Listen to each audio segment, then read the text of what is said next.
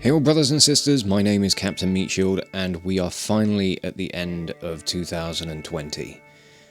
How does it feel to have made it this far? I really don't know anymore. This year's been a complete and utter mess, and I think I'm just going to be glad to see the end of it, really. I mean, I know that, the new year isn't really going to change anything, it's not really going to bring anything new, but one can hope. So as I've done for the last couple of years, I want to take an opportunity today to look back on things over the last 12 months, see what I've played, see what I have played musically, and and just kind of reminisce, think back on what's happened, and look back to the stuff that I've enjoyed the most and what I've been proud of. So we're going to have, a top 5 Let's Plays with, top 5 metal covers or music tracks, and just what I've enjoyed the most. There's a few honourable mentions in there as well. So I think I've got quite a good list, and we'll kick off with the Let's Plays. Let's have a look at what I've enjoyed the most over the last year. It's probably going to come as no surprise that Final Fantasy VII Remake is going to make this list. It was utterly fantastic.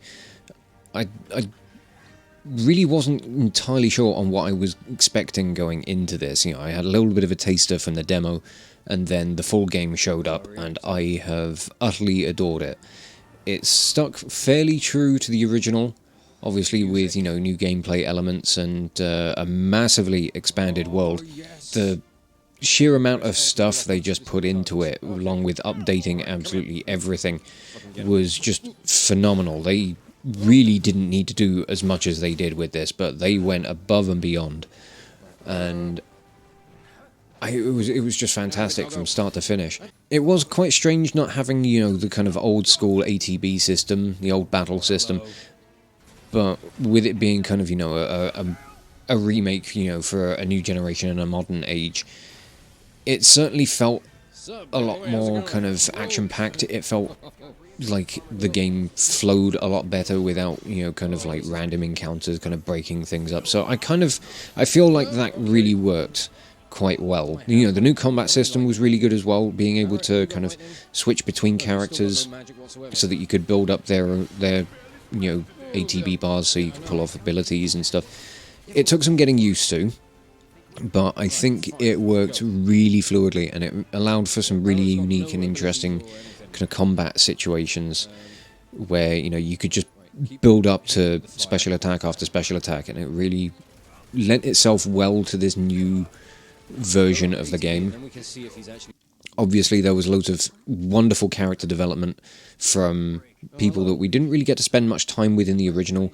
I kept singing the praises of being able to spend more time with characters like Biggs, Wedge and Jesse, and they were all absolutely wonderful and so fantastic to get to be with and just hang around, see their personalities develop, and just, kind of little expansions into the story, getting to see more of Avalanche as an organisation, along with, all of the little side quests, getting to help out the people of Midgar, and it was just really good fun.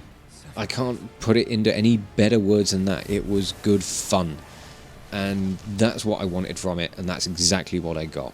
Along with a phenomenally updated soundtrack. That they did so much good stuff with that soundtrack. I really want just I don't care if it's like 10 discs, I want a physical copy of that soundtrack. Give it to me.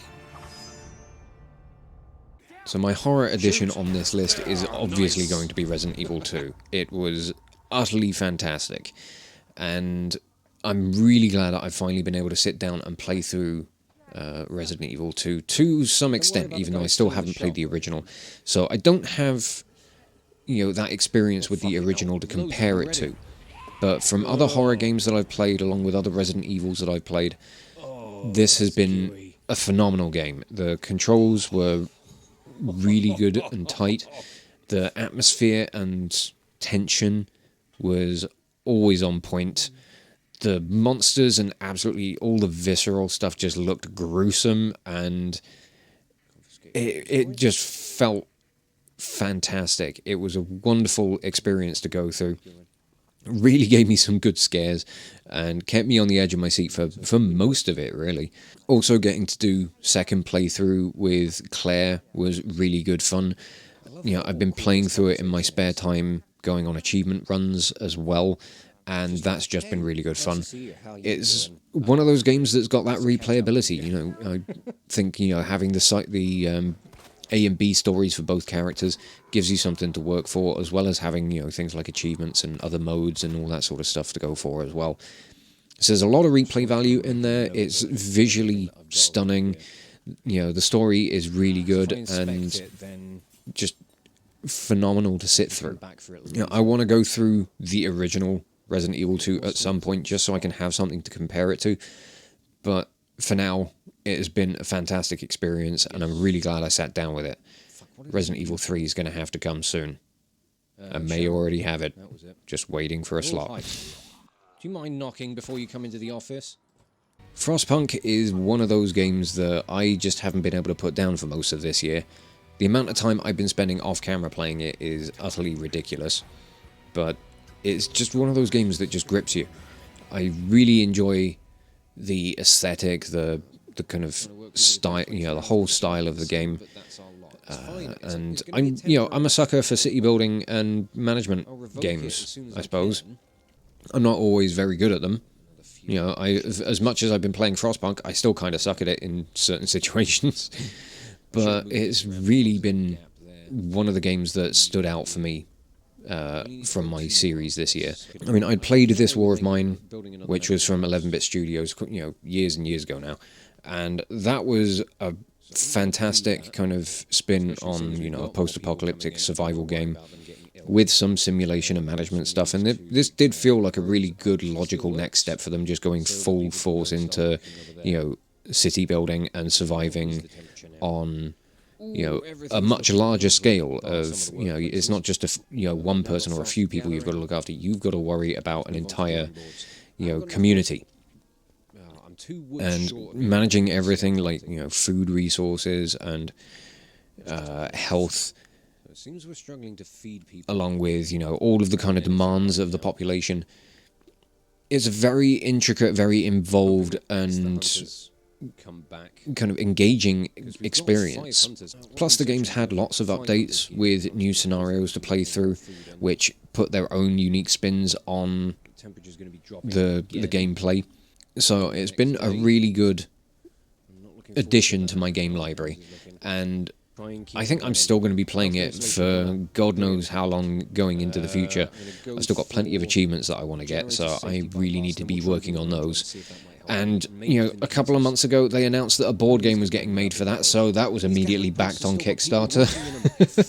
But Frostpunk definitely up there, possibly as one of my top city building games of all time, really. You know, it's not just like one of the best games that I played this year, but I'd say that as far as the kind of city building management genre goes, it's probably one of my favourites. Good game. You should go buy it for yourselves.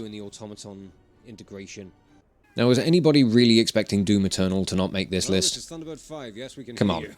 It's one of the best games that's come out this year, and I know I've had my gripes with it. I really did have some serious struggles with the game, like earlier on in the playthrough playlist. Playlist and playthrough, I suppose the same thing. But it was worth soldiering on through it. It was great to just be back in the big stompy boots of the Doomslayer, playing around with new weapons and getting to take down new demons. Visually and audio-wise, just completely on point, matching everything that Doom 2016 had done, and then ramping it up even further. You know, the controls were, you know, still fairly similar. I did find that things were kind of ramped up speed-wise a little too much for my personal tastes. I felt that it was quite easy to get very overwhelmed with what was going on. And I did find that the combat did kind of get a bit too intense at times, but once you start getting used to how the different demons kind of move, how they attack, and what they're weak against, things get a lot easier. So it's really one of those games about knowing your opponent. And once you get that down, it becomes a lot more enjoyable. Like, once you know how to take down Marauders, you're fine. Really. I mean, they're still a pain in the arse, but they're a pain in the arse that you can deal with. It's an itch you can scratch. I'll put it that way. Plus, with having the additional DLC of the Ancient Gods, well, Part 1 anyway, Part 2 is on its way, and I am very eagerly looking forward to it. It's just been great to sit down and play through. You know, the story has been really good and engaging, and as with the Doom 2016 one, you don't have to pay attention to it. The story's there if you want to enjoy it and actually engage with it, but you really don't need to. And that's just the core of a Doom game. Fantastic stuff. And lastly, I just couldn't keep Graveyard Keeper off this list. It's just one of those games that I've adored for ages, and getting to actually sit down and do some videos with it now has been an absolute joy. I look forward to sitting down to record it absolutely every time a new episode needs to come out. And it's just one of those games that I love. It's really calm, really chill, and full of daft humour and stupid characters, and I get to do silly voices for all of them. I don't know, it's just that really good, you know, it's that feel-good fun. It's just one of those games where you can just kind of get into it and lose a few hours of the day.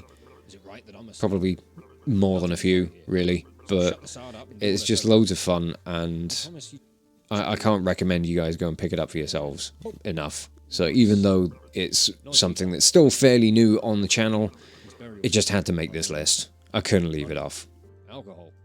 I've got a few honourable mentions, just some games that I felt have been really good, but just didn't quite make my list for no real serious reasons. I suppose just, you know, they were exceptionally good, but I just had more fun with the others, I suppose. So I'll start it off with Horizon Zero Dawn, which has been a wonderful adventure and just a beautiful world to go and explore. You know, I've struggled through fighting various different machines, and we're still ongoing with being in the Frozen Wilds at the moment. I don't really know why it didn't quite make the cut for my top 5. I think it's just that, you know, the ones that did have just gripped me a little bit more, and they've left a little bit more of an impact on me over the last year. But I'm still thoroughly enjoying the game. I've been back through, trophy hunting to go and get the Platinum Trophy on the core game. And as with Frostpunk, I've invested in the board game for that as well, and I'm going to be inundated with miniatures to paint throughout the next year, so God help me.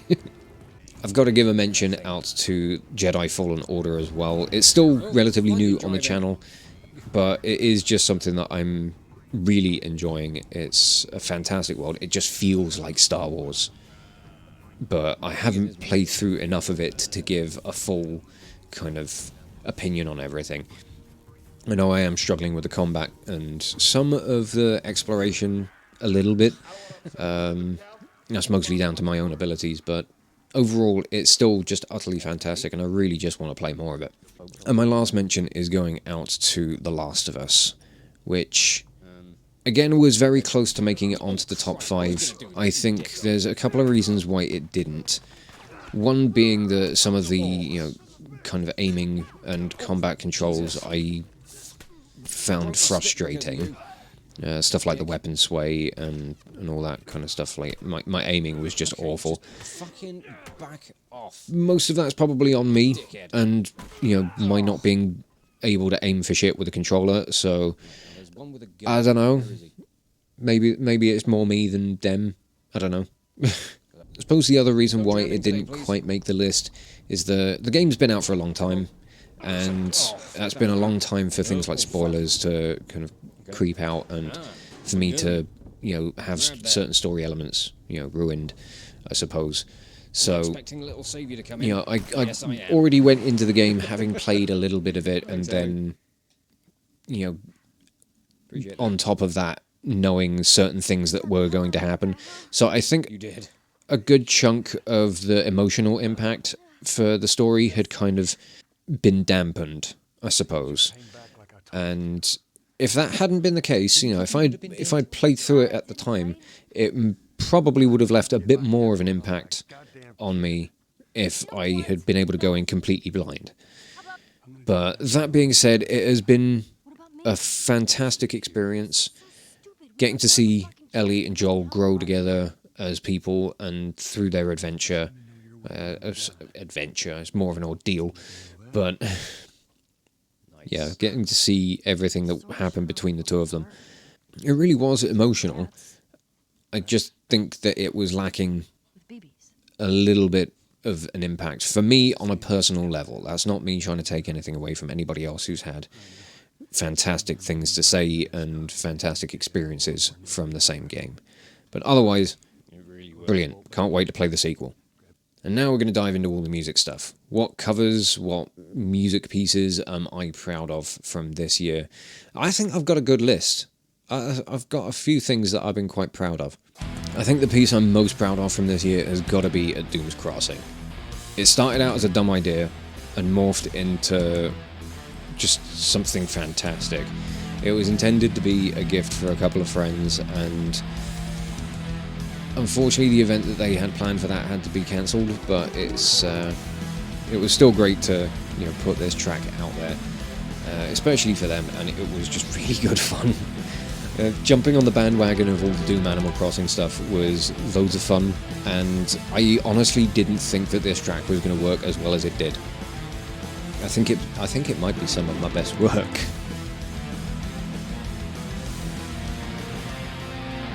One thing from the Final Fantasy VII Remake that I just fell in love with was the updated theme for the Shinra Corporation, and I had to do a cover in a similar vein. It was just phenomenal, the amount of kind of triumphant and arrogant brass that was in it. It was utterly glorious, and I loved every single second of that thing. And working on a rendition of my own, trying to emulate that, was a really good project. I'm really pleased with how it turned out.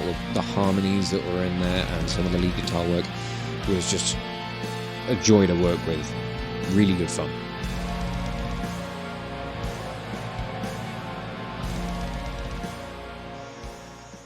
Now, I've never really been a Doctor Who fan. Like, I've caught the odd episode here and there, but the theme has always been fantastically iconic. So getting to do my own rendition of that, along with, dicking about with a dumbass intro, was really good fun. I tried to pull from different eras of the Doctor Who themes to try and create an interesting sort of amalgamation of, the different Doctors. So there's a little bit of, the original theme. There's a little bit of the one from Doctor Who, the movie. There's a little bit of the kind of Matt Smith era. But ultimately, I just wanted to kind of blend everything together, make it nice and chunky, and just have some fun with it. And again, it's just another one of those pieces that's really good. And I think I played it live the last gig I did. I know, we're looking back to March now, I can barely remember last week, so who knows. But when I get back out into the live scene, if gigs ever come back, God, I hope they do, I want to be playing that as a semi-regular part of my set, I think. It's a really fun track, really good to play. Terran 1 from StarCraft was something that was just really good fun to sit down and work with. A very just different style to, I think, a lot of other pieces that I've worked on, and it was nice to work with a little bit more clean guitar sounds. And it's such a nostalgia heavy piece for me. I think the only one that surpasses that from StarCraft is probably Terran 2. Hopefully I might get around to making a cover of that one sometime in the future, but for what it was, this one was really good fun. It had some great kind of rhythm guitar and lead guitar stuff, and playing around with a lot of the kind of backing instrumentation was just a real pleasure to work with. Another one that I'm massively happy with. And the Datadyne missions was Something that I've had sitting around for a while. I had been slowly picking through all of the pieces that were in there and trying to work something together for a good few months from like the start of the year, I think. So it was really satisfying to get it all kind of done and gelled together and put out there into some shape or form. I don't know. But Perfect Dark is one of those games that's just been, like StarCraft, another kind of nostalgia-heavy franchise for me. I was really quite pleased to see that it's going to be making a comeback thanks to the trailer from the Game Awards, so whoop whoop, can't wait for that, please be good. But the soundtrack for the original Perfect Dark has always been phenomenal and is just one that I love to listen to regardless. It's got that kind of 80s, you know, high-tech cyberpunk sort of vibe to it, and I thoroughly love it. I don't think that this is going to be the last we're going to be seeing of Perfect Dark covers on the channel, so stay tuned for more. I'm sure I won't stop. And I do want to give a mention out to Dead Space, my first original piece for the channel. I say original, it's technically a cover because it's something that I record, or it was something I wrote for my old band. But it was at the time inspired by Dead Space, the game, and with what I want to do with original music on the channel, the kind of, you know, music inspired by game thing would very much fit with bringing that track over to here, and to sit around and play with updating it a bit, you know, adding in some new instrumentation, changing some of the guitars. It lent itself well to being a nice kind of breath of dead air into it, I suppose. I don't know. It's certainly not fresh air, not on that starship. No. But otherwise, massively happy to finally have put some original music out, because I know I've been harping on about it for ages, and I've got more planned, but it might take a while. So just stay tuned. So those are my top picks for the year. I'm sure the lists could just go on because a lot of good stuff has come out on the channel over the last year, and I just look forward to there being more, really. So here's looking to a new year and hoping that things get better. But with this being the last video that's going to go out on the channel for this year, I just wanted to say thank you to all of you who have been coming over and joining us here in the ranks of the Order of the Shield. It's been great watching the channel grow.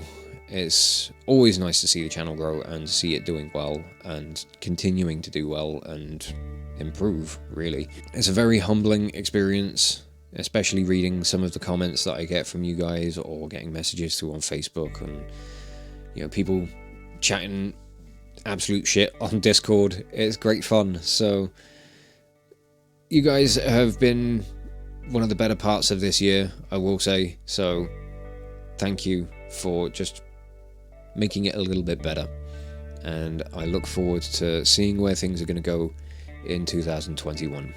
So I do hope that you guys are all going to be having some pleasant celebrations over the new year, and as with everything at the moment, do stay safe, take care of yourselves, and take care of those around you as well. Make sure that you're looking after your loved ones.